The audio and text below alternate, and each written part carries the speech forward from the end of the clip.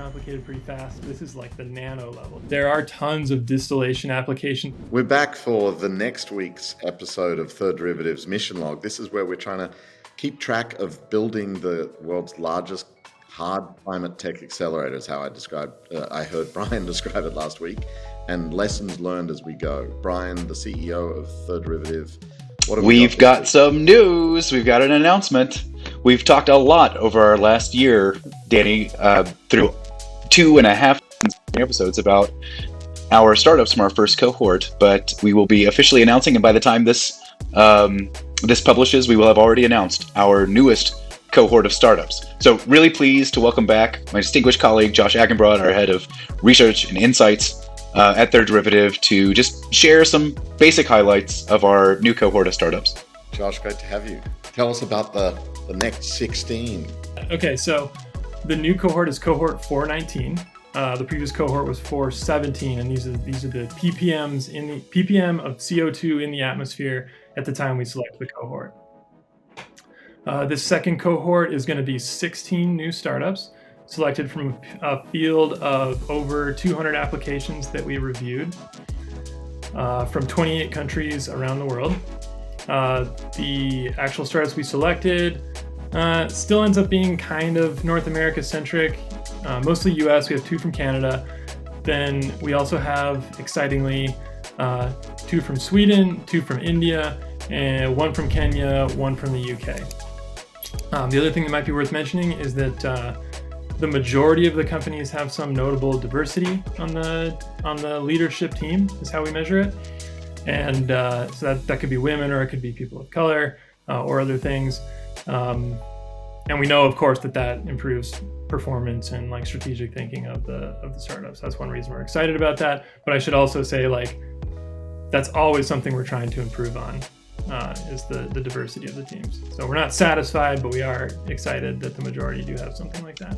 So if I can paraphrase, Josh, the nomenclature of our cohorts is going in the wrong direction, from 417 parts per million to 419, but diversity of teams, of our deal flow is trending at least in the right direction, even though we still have a lot of work to do. That's correct. It'll be a nice problem to have where we start coming back through and have to worry about conflict with the previous ones. So tell us about your sample company from cohort 1 that we hadn't covered yet, and then one new one from cohort 419. Yeah, thanks. So the one that I chose to mention today, probably the one that comes to mind for me right away as being like the most interesting and exciting. Sorry, Dan, I know you said I can't have favorites, but I just did it again. The one that came to mind for me right away is called Daanaa. This is a wireless power transfer technology. I have to be a little careful giving the technical details, one, because they're a little under the radar with some of that stuff, and also because it gets pretty complicated pretty fast as far as like physics, technical complexity. But the really cool thing about what they're doing is probably first and foremost that they achieve very high efficiency. This has been a huge limitation of all the previous like wireless power transfer attempts thus far. So high efficiency. Other cool things is that they can do one chip to one chip. They can do one chip to many chips. The chip can be both either a transceiver or a receiver, or both at the same time. And another cool thing about it is that you can do the inversion from like DC to AC simultaneously as the transfer. That's crazy. The other thing is really... So they cut out. There's no need for an inverter. No. That's amazing. No need for an inverter. So their first market with this is actually solar panels. So a lot of times with wireless power transfer, it's like, oh, we're going to use it for consumer electronics, or we're going to use it for charging EVs, which to me is like not that interesting, because those are like, I don't know, those are kind of unnecessary, superfluous uses that we already have solutions for. They're not solving climate change. Their first application is going to be solar panels. So you can see from that application that the efficiency must be high enough in order to still make the economics work. Very high efficiency. The cool thing too is that they do the inverting, right? So you think about like Enphase doing like microinverters. This is like the nano level. So what they're going to do is take individual cells and then couple them to the output of the panel while doing the inverting to AC power. And another benefit that comes alongside of it that's really cool to mention is that the way a solar panel works now is you have all the cells in a string in order to achieve the proper voltage before you send it back. The problem is if any one of those cells has any problem, it gets shaded or it gets damaged or whatever, you lose that whole string. So this actually also improves the efficiency of the cell because any kind of shading or anything like that, no problem. So are we talking about wirelessly charging our appliances in the house below our solar array on our roof with this tool, or are we talking about a wireless charge to some other way? The main thing you're talking about, I mean, obviously, cool thing about this technology is there are tons of applications you can imagine for it. But where they want to start is to go from each individual cell, the little squares you see on a solar panel, to the output of the cell while making that jump from DC to AC. Their next application in line is going to be for batteries, actually. And so, very briefly, what they can do there is inside of a battery pack, you have all these individual cells. And anybody who's ever seen inside of like a Tesla battery, for example, where they particularly have many, many, many small cells, you see these little finger wires going everywhere. It's a big challenge to wire all these things up and be able to manage all of that. They want to actually use the same wireless power transfer technology to go from cell to the output of the battery, and do all of the battery management sort of much more flexibly without having to make all these little finger wires. Wireless world, wonderful. That is Cut wild. the tether. Daanaa. And you can also use it to charge your EV or your toothbrush or whatever in the future. I'm not saying you can't do that.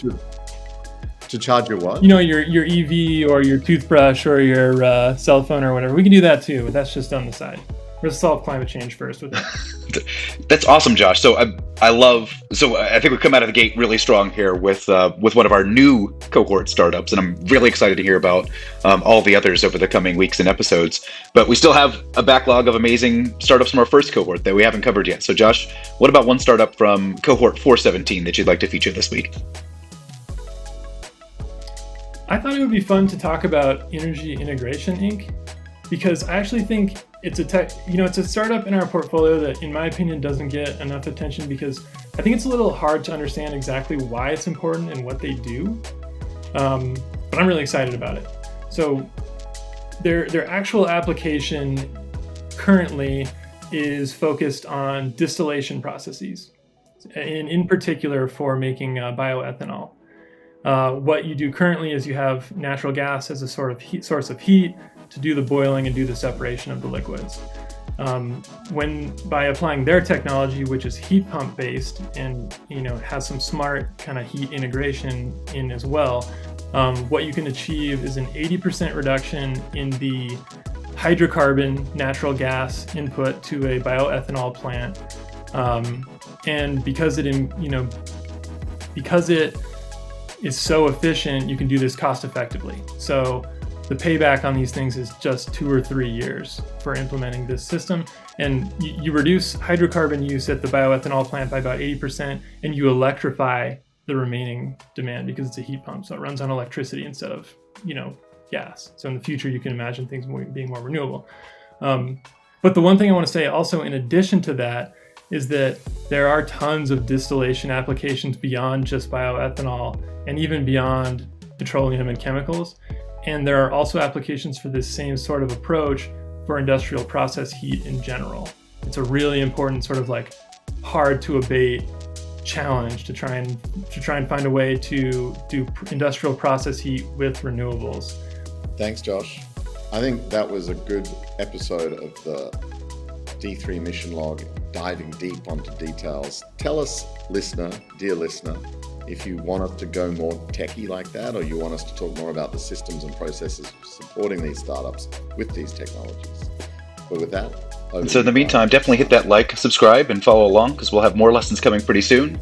Not sure exactly when this episode is going to publish, but we are recording certainly as we head right into the holiday season here in the Northern Hemisphere, the winter holiday season.